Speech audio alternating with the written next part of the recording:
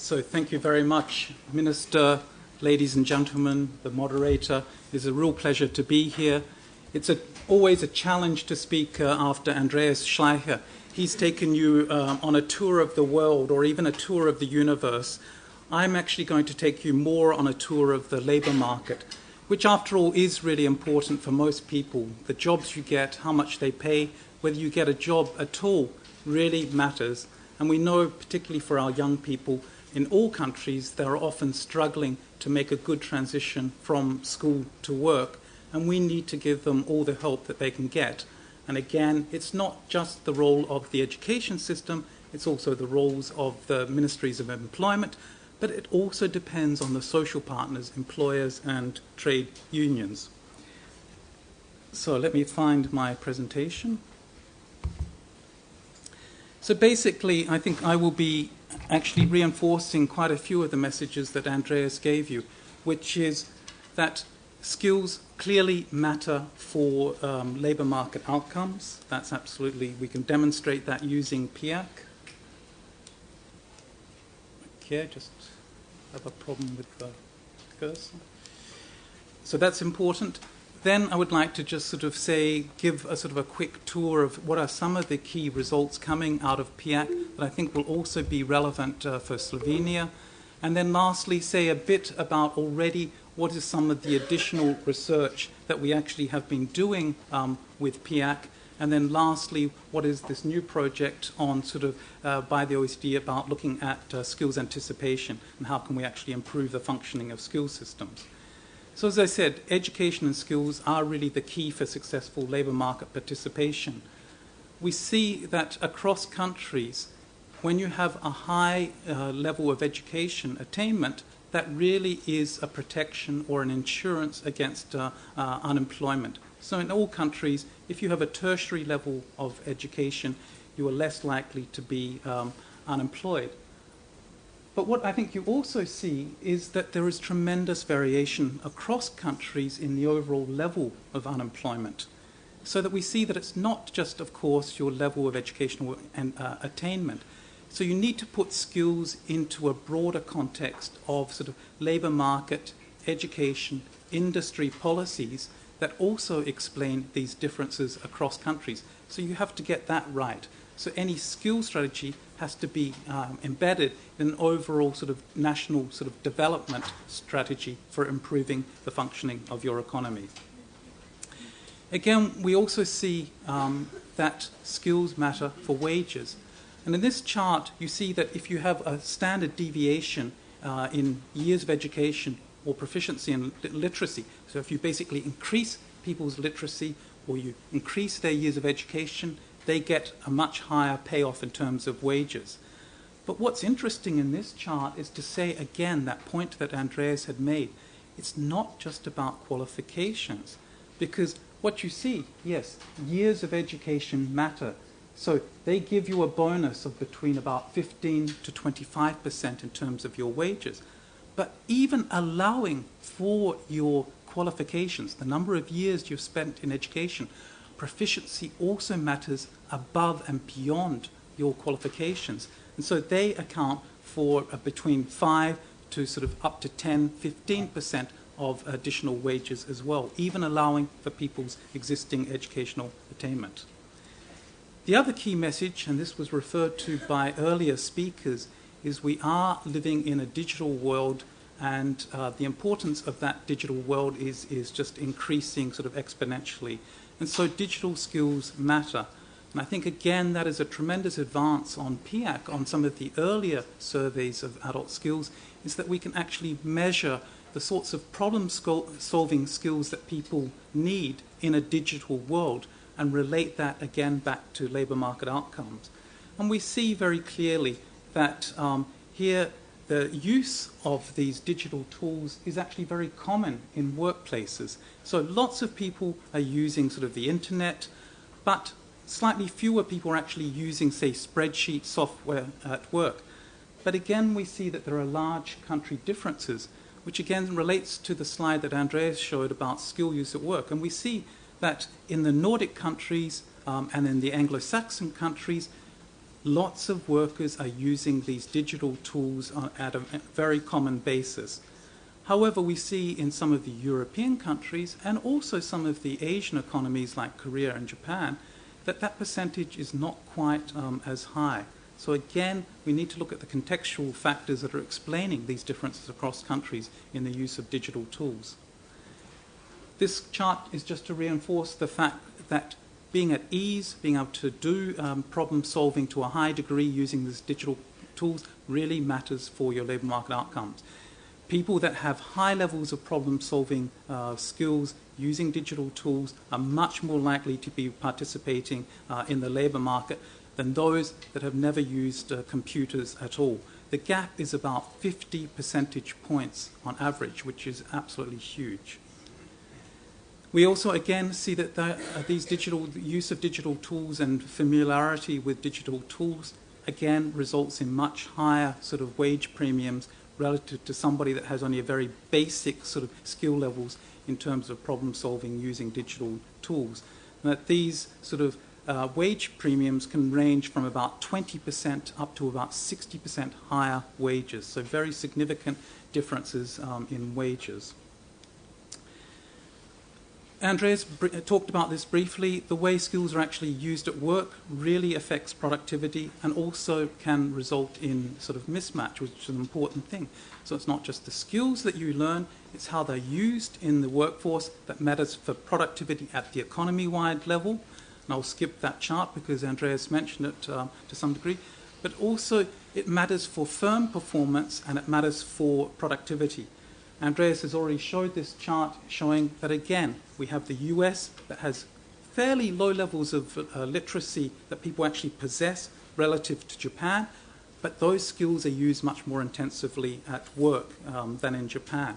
And this is driving sort of higher levels of hourly productivity in the US compared to Japan. I won't go into the other slide, but Andreas pointed out that skills mismatch and qualifications mismatch are very important. PIAAC gives us a picture of that. We knew about the qualifications mismatch. PIAAC tells us about the skills mismatch. We can even go down one level further and look at field of study mismatch. What does that actually mean? It means we look at workers who are working in a job that is outside of the field of study that they obtained when they were at school. So they're working in a different field than what they have in terms of their qualification. And we see that this is substantial. So we see that on average, we get something like just under 40% of all workers across countries are not working in a job that requires the qualifications or the field that they obtained their degree in. But again, we see there are large country differences. And we see that countries that have, say, a strong tradition of vocational education and training, a strong tradition of apprenticeships, a strong link between employers and the education systems have much lower levels of this mismatch, field of study mismatch. We see that countries like Austria, Germany, and Finland, it's well under 30%. Whereas in countries like Korea that has a very limited apprenticeship system and where the vocational education and training system has been allowed to wither away and they've put all of their eggs in the basket of higher education at the university level, they have much higher substantial degree of field of study mismatch. Up to half of workers are mismatched. Let me just go on to now to say a few words about what we've been doing since we've had the results of PIAAC and how we're trying to drill down in certain areas and understand what does this mean sort of for labour markets, what does this actually mean for employment and education policies. Well, what we see, of course, is that yes, qualifications do matter for young people. Having better qualifications helps them get into the workforce. But what we actually see is when we look at the skills of workers and how their labour market situation evolves as they get older, we see that soon it's actually the skills that become more important. So employers, when they first hire somebody, they can only go on their CV. They can only look at their qualifications. But then when they get to know the worker, they can actually assess what can they actually do. And that becomes important, whether they can actually perform well in the job, whether they pick up the skills that are necessary, and then it's the skills mismatch or how well their skills match the jobs that becomes much more important than their qualification. As I said, working outside one's field of study carries large wage penalties, and this is particularly true for youth if they also have a mismatch in terms of their qualifications, if they're overqualified, for example, for their job. So again, we need to get a closer link between the field of study of people and what they end up doing in the work. It does not have to be 100% of a match. Firms adjust their jobs to the sort of skills people have, and they work out a suitable match. You don't need a 100% match between that field of study that people have when they leave the school and what they need in their jobs, but you want to narrow that gap down. Also, I think PIAAC points again to the importance of vocational education and training. That for too long, I think many of us have focused on trying to encourage youth to get into university education as the only option after upper secondary education. And I think we have to go back and say, let's also not neglect vocational education and training systems. Let's improve the quality of those systems. Let's give young people a viable option that beyond just an academic career, they can also go down the path of vocational education and training. It is a huge challenge. We now face that often vocational education and training is seen as a second-class education. We have to change those perceptions, and we have to improve its quality. What PIAAC shows us across countries is that actually upper secondary vocational education and training graduates, far from that being a penalty to them in terms of their earnings, they end up actually earning more or less the same as upper secondary academic graduates. So even if on average they actually have lower literacy skills than upper secondary graduates, they end up earning more or less the same. The big advantage is that they also get into the labour market much faster and with less turbulence in terms of extended periods of unemployment. So it really helps young people to have smoother transitions from school to work. And lastly, the balance between the supply and demand for skills is really important. We've been able to demonstrate in a chapter that will be coming out in this year's Employment Outlook that balance between the demand and the supply of skills is really explaining a lot of growing wage inequality that we are observing in many of our countries. And we also see that, of course, differences in the skills that people have really explain a substantial part of wage gaps between different socio-demographic groups. Let me now turn to our project that is coming out of PIAAC and is based on PIAAC. One of the key messages that Andreas has already mentioned is we have to give people the right skills. So we have to give them the right skills when they're young and they come out of the schooling system, but we also have to ensure that they have the right information when they're thinking about upgrading their skills once they're already in the labour market and trying to keep their skills up to date.